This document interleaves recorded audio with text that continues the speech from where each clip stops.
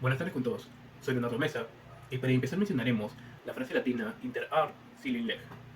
Esta frase, para que tenga un significado más profundo, la tiraremos con un relato que trata aproximadamente 50 años atrás, antes de que empiece nuestra era, donde dos bandas de mercenarios de Roma seguidamente representaban varios pleitos y representaban a dos bandos políticos, Tito Milón y de Publio Pulcro. Uno de esos días, ambos personajes se cruzaron y terminaron en una contienda que llegó a un conflicto violento. A consecuencia de todo esto, Tito Milón asesinó a Publio Pulcro, siendo este acusado de homicidio. Aquí es donde sale su gran amigo de Tito Milón, Marco Cicerón, que asumió la defensa a sabiendas que tenía todas las de perder, y se centró con sus argumentos en la legitimidad de ocasionar muerte en combate. O sea que uno no puede exigir un combate violento, la contención, ni siquiera una buena conducta. Y es aquí donde la frase, cuando se blanden espadas, las leyes callan. Inter a silim leg. Ahora, por más buen orador que haya sido Cicerón, su representado igual fue declarado culpable, pues lo que queremos sostener es que incluso en tiempos de violencia, las leyes no callan. Y obviamente en la práctica, esta regulación no siempre es aplicada, pero tenemos que tratar, ya que nuestra realidad en los conflictos siempre ha estado en nuestro desarrollo como sociedad. Hoy el derecho en la guerra se encuentra altamente regulado, y como dice Geoffrey Betts, quizá no deberíamos quejarnos tanto de que el derecho de la guerra no funcione, sino más bien maravillarnos ante el hecho de que funcione en primer lugar. Analicemos un interrogante. ¿Por qué habría uno de limitarse sus opciones ante un enemigo sabiendo que el alcance de la victoria esté en su poder? La respuesta es básicamente que, y como muchos ya adivinaron, es la moral que uno tiene. Ahora, vemos que estas acciones jurídicas que fueron cambiando a través del tiempo y perfeccionándose por prueba y error es lo que hoy llamamos derechos internacionales humanitarios. Es sobre esto de lo que hablaremos en el próximo capítulo.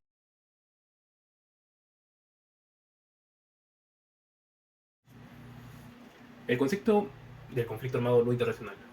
Primeramente, para entrar en detalles jurídicos y aplicables, debemos comprender el significado de conflicto armado y conflicto armado de carácter internacional, también los fundamentos principales del derecho internacional humanitario.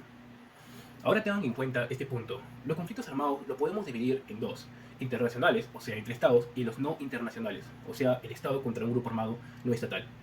Es importante saber la diferencia, ya que las reglas no aplican de la misma manera.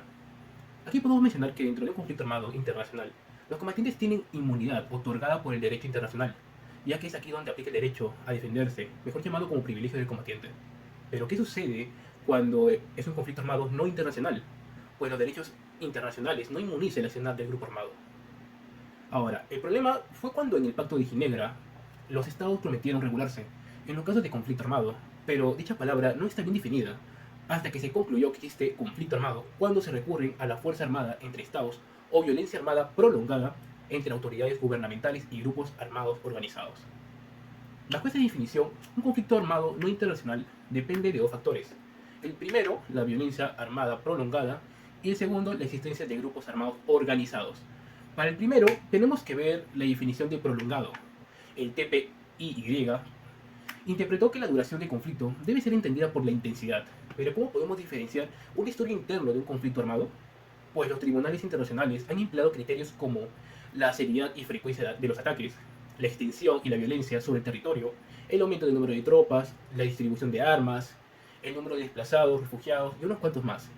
Ahora, si bien estos criterios pueden ser replicados o discutidos, la existencia de unos pocos o de estos, acredita un conflicto armado. Y recalcar de otra manera que se puede medir es bajo la respuesta que tiene el Estado y cómo actúa contra los grupos armados.